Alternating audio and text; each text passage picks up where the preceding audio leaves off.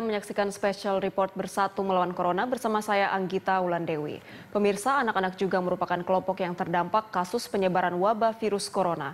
Gugus Tugas Penanganan COVID-19 akan membahas pengaruh penyebaran COVID-19 pada perkembangan anak-anak. Langsung kita bergabung ke Media Center Gugus Tugas Penanganan COVID-19 di Kemayoran, Jakarta Pusat.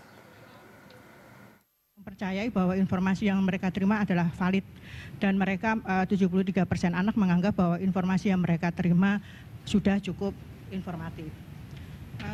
Kemudian pengaruh penyebaran COVID-19 pada anak itu adalah mereka menyatakan bahwa sebagian besar anak menjadi sangat waspada terhadap situasi.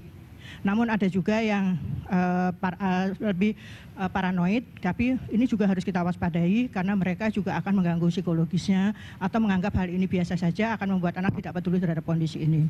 98% anak merasa bahwa COVID-19 berpengaruh terhadap kebiasaan dan pola hidup mereka yang bersih dan sehat. Dan kemudian 74% anak melihat bahwa kondisi lingkungan di sekitar mereka masih banyak yang keluar rumah.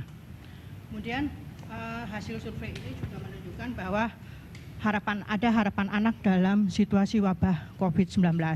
Mereka berharap bahwa wabah COVID-19 ini dapat tertangani, cepat reda, usai dan kembali seperti sedia kala sebelum Ramadan tiba. Kemudian situasi ini juga menjadi momen perekat keluarga. Mereka juga berharap bahwa mereka bisa mendapatkan akses internet gratis karena mereka juga banyak belajar di rumah. Kemudian mereka berharap bahwa semua orang bisa menaati aturan di rumah saja. Lanjutan terkait dengan harapan anak untuk situasi COVID-19 itu adalah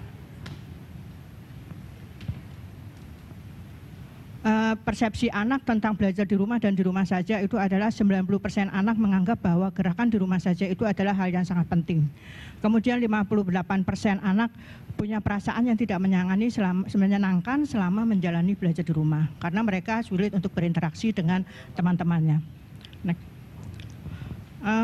Kemudian yang terakhir itu adalah kita akan berbicara tentang harapan anak tentang program belajar di rumah, bahwa anak ini berharap bahwa tidak banyak memberikan tugas untuk belajar di rumah, kemudian ada komunikasi dua arah dan pelaksanaan pembelajaran yang efektif, kemudian penyediaan fasilitas internet beserta perangkatnya yang mumpuni, dan juga ada penyediaan e-book edukasi dan video kreatif. Yang terakhir, ketika mereka lulus, mereka bisa tetap melakukan wisuda kelulusan.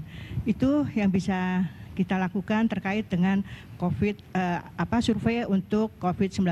Ini secara kuantitatif dilakukan oleh Kementerian Pemberdayaan Perempuan dan Perlindungan Anak.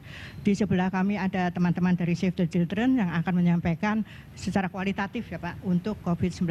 Kami